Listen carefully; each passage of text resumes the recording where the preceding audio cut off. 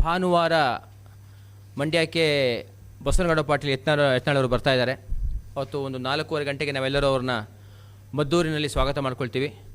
ಹಾಗೆ ಮಂಡ್ಯದಲ್ಲಿ ನಗರದಲ್ಲಿ ಒಂದು ಕಡೆ ಅವರ ಒಂದು ಚಾ ವ್ಯವಸ್ಥೆ ಮತ್ತು ಹಾಗೆ ಒಂದು ಪತ್ರಿಕಾಗೋಷ್ಠಿ ಅದು ಮುಗಿಸಿ ನಾವೆಲ್ಲರೂ ಕಾಳಿಕಾಂಬ ದೇವಸ್ಥಾನದಲ್ಲಿ ಸುಮಾರು 1,000ಕ್ಕೂ ಹೆಚ್ಚು ಬೈಕುಗಳು 100ಕ್ಕೂ ಹೆಚ್ಚು ಕಾರುಗಳಲ್ಲಿ ಕಾರ್ಯಕರ್ತರು ನಾವು ಅಲ್ಲೆಲ್ಲ ಅಸೆಂಬಲ್ ಆಗ್ತೀವಿ.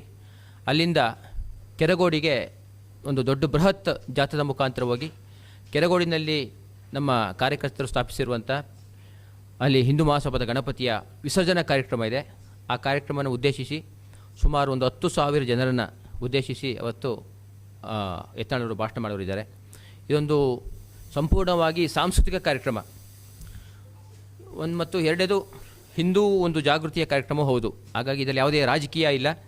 ಎಲ್ಲ ಪಕ್ಷವ ಭೇದ ಮರೆತು ಕಾಂಗ್ರೆಸ್ನವರು, JDSನವರು, ಕಾರ್ಯಕರ್ತರು, ತಳಮಟ್ಟದ ಕಾರ್ಯಕರ್ತರು, ಯತ್ನಾಳವರ ಅಭಿಮಾನಿಗಳು, ಹಾಗೆ ಸಂಘ ಪರಿವಾರದ ಎಲ್ಲ ಕಾರ್ಯಕರ್ತರು ಮತ್ತು ಎಲ್ಲ ಗಣಪತಿ ಭಕ್ತರು ಕಾರ್ಯಕ್ರಮಕ್ಕೆ ಬರ್ತಾಯಿದ್ದಾರೆ.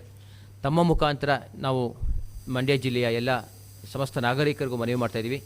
ಈ ಕಾರ್ಯಕ್ರಮದಲ್ಲಿ ಹೆಚ್ಚಿನ ಸಂಖ್ಯೆಯಲ್ಲಿ ಬಂದು ಈ ಕಾರ್ಯಕ್ರಮವನ್ನು ಯಶಸ್ವಿ ಮಾಡಬೇಕು ಅನ್ನುವಂಥ ಮನವಿಯನ್ನು ತಮ್ಮ ಮುಖಾಂತರ ಮಾಡ್ತಾಯಿದ್ದೀನಿ. ಮದ್ದೂರಿಗೆ 4 ಗಂಟೆಗೆ ಬರ್ತಾರೆ.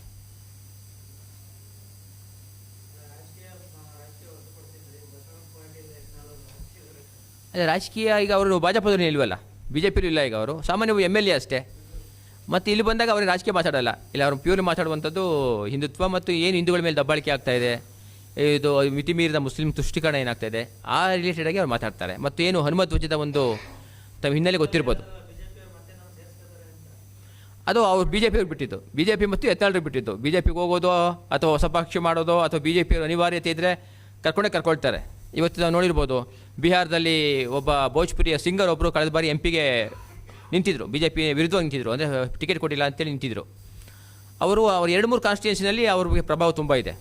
ಹೇಮಂತ್ ಕುಮಾರ್ ಅಂತೇಳಿ ಅವರು ಸೋಲಿಸಿದ್ರು, ತಾವು ಸೋತರು, BJPನ ಸೋಲಿಸಿದ್ರು. ಅಲ್ಲಿ ಈ ಸಲ MP ಈಗ MLA ಚುನಾವಣೆ ಘೋಷಣೆ ಆಯಿತು ಬಿಹಾರದಲ್ಲಿ. ಅಮಿತ್ ಶಾ ಅವರು ಖುದ್ದು ಅವ್ರನ್ನ ಮನೆಗೆ ಕರೆಸ್ಕೊಂಡು ನಿಮಗೆ ನಾವು BJP ಟಿಕೆಟ್ ಕೊಡ್ತೀವಿ, ನೀವು ವಾಪಸ್ BJPಗೆ ಬರಬೇಕು ಅಂತೇಳಿ ವಾಪಸ್ ಸೇರಿಸ್ಕೊಂಡ್ರು. ಅಂದರೆ 1-2 ಕಾನ್ಸ್ಟಿಟ್ಯೂನ್ಸಿ ಮೇಲೆ ಪ್ರಭಾವ ಬೀರುವಂಥ ವ್ಯಕ್ತಿಯನ್ನು ಅಮಿತ್ ಶಾ ಅಂತ ದೊಡ್ಡ ನಾಯಕರೇ ಕರೆಸಿ ಸಂಧಾನ ಮಾಡಿ ಕರ್ಕೊಳ್ತಾರೆ ಅಂತಂದರೆ ನಮಗೊಂದು ಆಶಾಭಾವನೆ ಇದೆ. ಎಲ್ಲೋ ಒಂದು ಕಡೆ ಶಕ್ತಿ ಕುಂದೋಗಬಾರ್ದು, ಭಾಜಪದ ಶಕ್ತಿ ಅಥವಾ ಹಿಂದುತ್ವದ ಶಕ್ತಿ ಚೆದರು ಹೋಗಬಾರ್ದು. ಕರ್ಕೊಳ್ತಾರೆ. ಮತ್ತು ಹೋಗೋದು ಬಿಡೋದು ಯತ್ನಾಳರು ಅವರ ವಿವೇಚನೆ ಬಿಟ್ಟಿದ್ದು. ಆದರೆ ನಾವು ಹಿಂದೂ ಸಂಘಟನೆಯ ಪ್ರಮುಖನಾಗಿ ಇವರೆಲ್ಲ ಒಟ್ಟಾಗಿ ಹೋದರೆ ರಾಜ್ಯಕ್ಕೆ ಹೊಳಿತು ಅನ್ನುವಂಥ ನಮ್ಮ ಭಾವನೆ. ಓಕೆ, ಈವೆಂಟ್ ಅಂದರೆ ಗಣಪತಿ ವಿಸರ್ಜನೆ.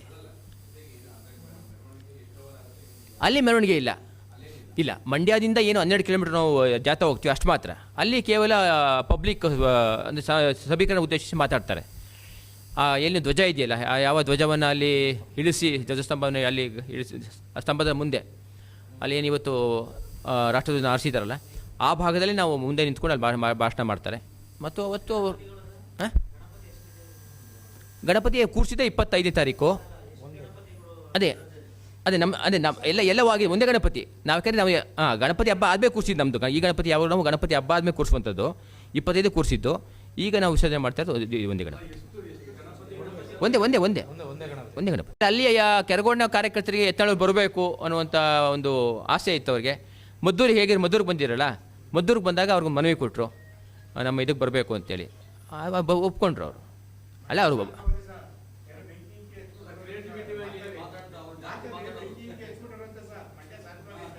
ಅಲ್ಲ ಅವರು ಯತ್ನಾಳವ್ರು ಯಾವತ್ತೂ ಹೋಗಿ ಹಿಂದೂಗಳೇ ನೀವು ಹೋಗಿ ಬೆಂಕಿ ಹಚ್ಚಿ ಕಲ್ಲೊಡಿದೆ ಅಂತ ಯಾವತ್ತೂ ಹೇಳಿಲ್ಲ. ಅವ್ರು ಹೇಳಿದ್ರು ನಾನು CM ಆದರೆ ಈ ರೀತಿ ಮಾಡ್ತೀನಿ ಅನ್ನುವಂಥ ಆಶ್ವಾಸನೆ ಕೊಡ್ತಾರೆ. ಯಾಕೆ ಇವತ್ತು ಹಿಂದೂ ಕಾರ್ಯಕರ್ತರು ಹಿಂದುತ್ವ ಅವ್ರನ್ನ ಅಷ್ಟು ಜನ ಇಷ್ಟಪಡ್ತಾರೆ ಅಂತಂದರೆ ಒಂದು ಭರವಸೆ. ನಮ್ಮ ಸೋಕಾಳ್ ಕಠಿಣ ಕ್ರಮ ಅಂತ ಕೇಳಿ ಜನಗಳು ಅದೊಂಥರ ಜೋಕಾಗೋಗಿತ್ತು. ಹಿಂದೆ ಇದ್ದಂಥ ಸರ್ಕಾರದ ಕಠಿಣ ಕ್ರಮ ಅನ್ನುವಂಥ ಪದ ಕೇಳಿ ಅದು ಜೋಕಾಗೋಗಿತ್ತು. ಹಾಗಾಗಿ ನಿಜವಾದ ಕಠಿಣ ಕ್ರಮ ಇವತ್ತೇನು UPಲಿ ಆಗ್ತಾಯಿದೆ, ಮಹಾರಾಷ್ಟ್ರದಲ್ಲಿ ಆಗ್ತಾಯಿದೆ, ಅಸ್ಸಾಂನಲ್ಲಿ ಆಗ್ತಾಯಿದೆ, ಹಿಮಾಚಲ ಉತ್ತರಾಖಂಡಲ್ಲಿ ಆಗ್ತಾಯಿದೆ, ಗುಜರಾತಲ್ಲಿ ಆಗ್ತಾಯಿದೆ. ಯಾರ್ಯಾರು ಸಮಾಜ ದ್ರೋಹಿಗಳಿದ್ದಾರೋ, ಒಬ್ಬ ರಾಜ ಅಂದರೆ ಒಬ್ಬ CMನ ಕರ್ತವ್ಯ ಏನು ಅಂದರೆ ಸಮಾಜದಲ್ಲಿ ಶಾಂತಿ ಸ್ಥಾಪನೆ ಮಾಡಬೇಕು. ಎಲ್ಲರೂ ಶಾಂತಿಯಿಂದ ಇರಲಿಕ್ಕೆ ಒಂದು ವ್ಯವಸ್ಥೆ ಮಾಡಿಕೊಡ್ಬೇಕು. ಅದಾಗಬೇಕು ಅಂತಂದಾಗ ಈ ರೀತಿಯ ಕಠಿಣ ಕ್ರಮಗಳು ಮಾಡಲೇಬೇಕಾಗತ್ತೆ. ಹಂಗಾಗಿ ಯತ್ನಾಳ್ ಬಂದರೆ ಆ ರೀತಿ ಕಠಿಣ ಕ್ರಮವನ್ನು ಮಾಡ್ತಾರೆ ಅನ್ನುವಂಥದ್ದು ಎಲ್ಲ ತುಂಬ ಜನ ಮನಸ್ಸಲ್ಲಿ ಭರವಸೆ ಇದೆ.